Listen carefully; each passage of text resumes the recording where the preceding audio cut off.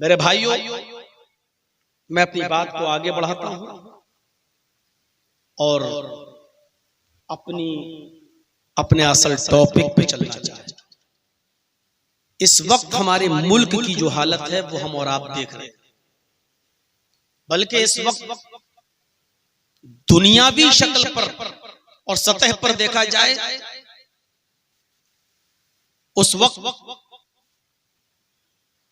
जो सूरत हाल चल रही है वो भी हमारे सामने है। सवाल ये पैदा होता है कि इस फसाद को और इस फितने को कैसे रोका जाए। दुनिया में अमन कैसे पैदा हो। हर मुल्क ये कहता है कि मैं अमन पसंद हूं। हमारा मुल्क भारत भी ये कहता है कि हम अमन पसंद हैं। हर स्टेट ये कहता है कि हमारे यहां सांप्रदायिकता नहीं है, अशांति नहीं है, शांति ही शांति है और हम शांति को, अमन को फरोग देते हैं। जब हर स्टेट, हर डिस्ट्रिक्ट, हर सिटी, हर गांव, हर मुल्क जब इस बात का दावा कर रहा है कि हम अमन पसंद हैं, तो फिर फितना और फसाद कैसे फैलता है? इसका मेन रीजन क्या है? इसकी असल वजह क्या है? हमें और आपको इसको जानने की जरूरत है। जमीन पर फसाद फैलाना और फितना खड़ा करना, इसको हमारा कुरान, हमारा इस्लाम अजीम जुर्म करार देता है और मुनाफिकों की पहचान बताता है। व इज़ा क़ीला लहुम ला तुफ़सिदू फिल अर्ज़ क़ालू इन्नमा नहनु मुस्लिहून। और जब इनसे कहा जाता है कि जमीन में फसाद मत फैलाओ, जब इनसे कहा जाता है कि जमीन पर फसाद बर्पा मत करो, तो ये कपटी लोग, ये मुनाफिक लोग, जिन्होंने हमें और आपको दिखाने के लिए इस्लाम की चादर ओढ़ रखी है, वरना हकीकत में ये मुसलमान नहीं है, ये मुनाफिक हैं। ये अपनी जबान से क्या कहते हैं? इन्नमा नहनु मुस्लिहून, हम तो इस्लाह करने वाले हैं। हम फसाद कहां बर्पा कर रहे हैं? हम तो दुनिया में इस्लाह चाहते हैं, हम तो दुनिया में खैर ख्वाह हैं सबके, हम तो भलाई चाहते हैं, खैर ख्वाही चाहते हैं। अल्लाह ने ऐसे लोगों के बारे में फरमाया, अला इन्नहुम हुमुल मुफसिदून वलाकिन ला यशऊरून। अला, बी केयरफुल, होशियार रहना इनसे, जो कह रहे हैं हम जमीन में अमन फैलाना चाहते हैं, हम जमीन में शांति स्थापित करना चाहते हैं, जो ये कह रहे हैं होशियार रहना इन कहने वालों से। इन्नहुम हुमुल मुफसिदून, हकीकत में इन्हीं के दिलों में बुग़्ज़ छिपा है, यही फसादी हैं, यही फित्तीन हैं, यही कपटी हैं, यही मुनाफिक हैं, यही दुनिया में फितना और फसाद फैलाना चाहते हैं। वलाकिन ला यशऊरून, इनको पता नहीं है कि ये फितना फैला रहे हैं या अमन कायम कर रहे हैं। ये फित्तीन लोग हैं, फसाद बर्पा करना चाहते हैं इस दुनिया में। अब देखिए, फिलिस्तीन की तरफ से अगर कोई हमला हो जाए तो वो आतंकवादी हैं, और यहां से अगर बम गिराकर किसी हॉस्पिटल पर पटक दिया जाए और मासूम और छोटे छोटे बच्चों को मार दिया जाए, तो अमेरिका क्या कहता है? इजराइल को अपनी दिफा का और अपनी हिफाजत का पूरा हक है। हम तो चाहते हैं कि फिलिस्तीन और इजराइल में अमन पैदा हो जाए, हम तो चाहते हैं पूरी दुनिया में शांति पैदा हो जाए। कुरान 1400 साल पहले कह चुका है, जो ये ऐलान और जो ये नारा लगा रहे हैं, अला होशियार रहना ऐसे लोगों से, इन्नहुम हुमुल मुफसिदून, यही फसादी हैं, यही फसाद बर्पा करना चाहते हैं, यही दुनिया में अशांति फैलाना चाहते हैं, यही दुनिया में भाईचारे को खत्म करना चाहते हैं। ये सबसे बड़ा जुर्म है दुनिया में फसाद फैलाना। कभी कभी नाजायज शर्तों को भी मानना पड़ता है दुनिया में अमन कायम करने के लिए। और नबी अकरम सल्लल्लाहु अलैहि वसल्लम ने सुलह हुदैबिया के मौके पर काफिरों की, मक्के वालों की नाजायज शर्तें मानकर भी अमन पैदा किया था, शांति फैलाई थी। सुन चुके होंगे मेरी किसी तकरीर में, इसी इलाके में कहीं बोला होगा मैं,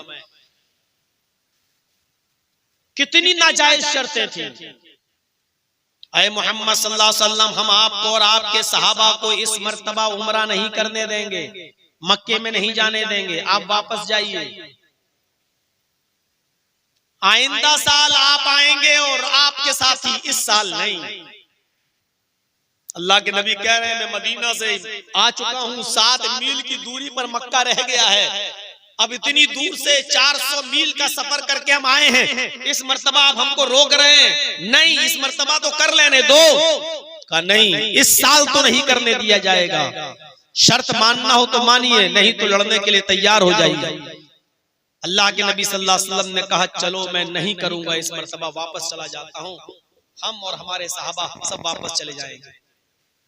दूसरी शर्त, आइंदा साल आ सकते हो, लेकिन 3 दिन से ज्यादा मक्के में रहने की इजाजत नहीं होगी। आपने कहा चलिए, तुम्हारी ये शर्त भी मंजूर है।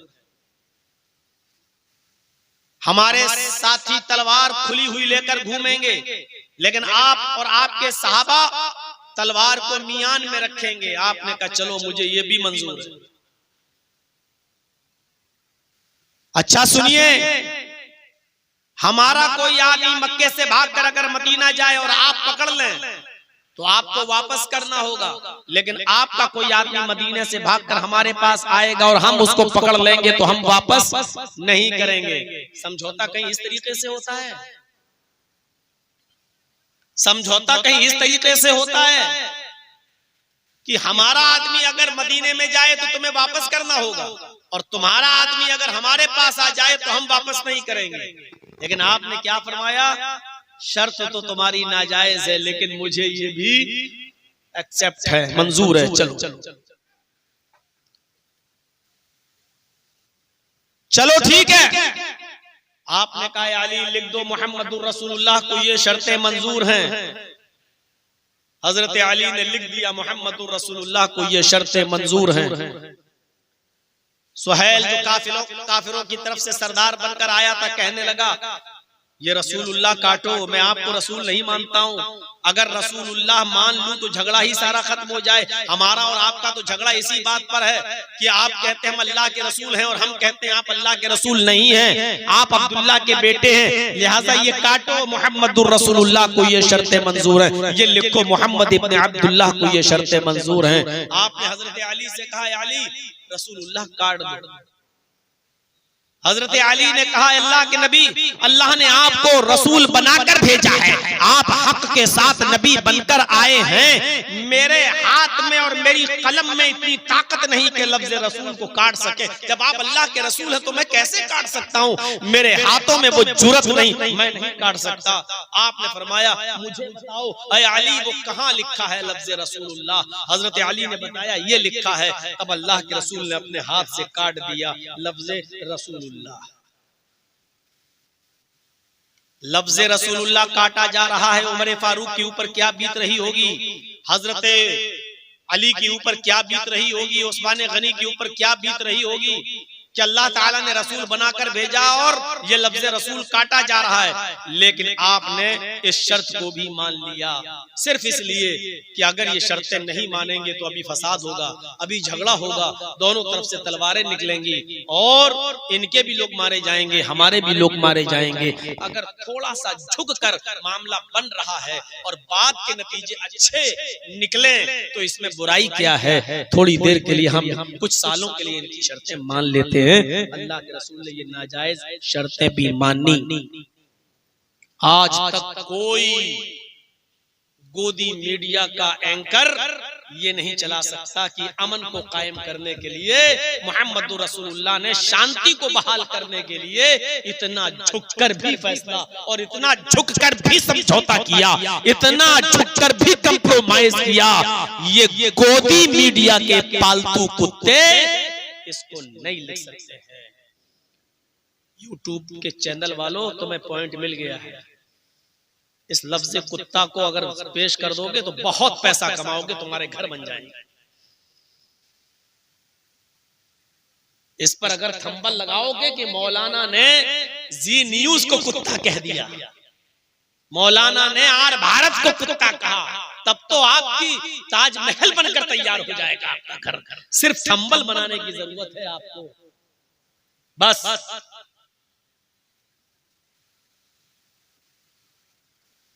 अल्लाह न करे जिस तरह मेरी माँ रोई है तुम्हारी माँ को भी रोना पड़े। सबको उस जगह पर लाकर सोचिए, उस जगह पर। मेरे साथियों जरा गौर कीजिए आप, आज तक किसी चैनल वाले ने ये नहीं चलाया कि इतना दबकर समझौता करने का भी इस्लाम अलमबरदार है और इजाजत देता है और कहता है कि नहीं, अगर झुककर मामला बन रहा तो बना लो। और अल्लामा इकबाल ने कहा था, जरा नम हो तो ये मिट्टी बड़ी जरखेज है साकी। जो जमीन नर्म होती है वही अनाज पैदा करती है, जो जमीन सख्त होती है वो अनाज पैदा नहीं करती। अगर आप नरमी अपने अंदर पैदा कर लें तो आपसे फल पैदा होंगे, आपसे दूसरे लोग भी फायदा उठाएंगे। सख्त जमीन किसी को फायदा नहीं पहुंचाती।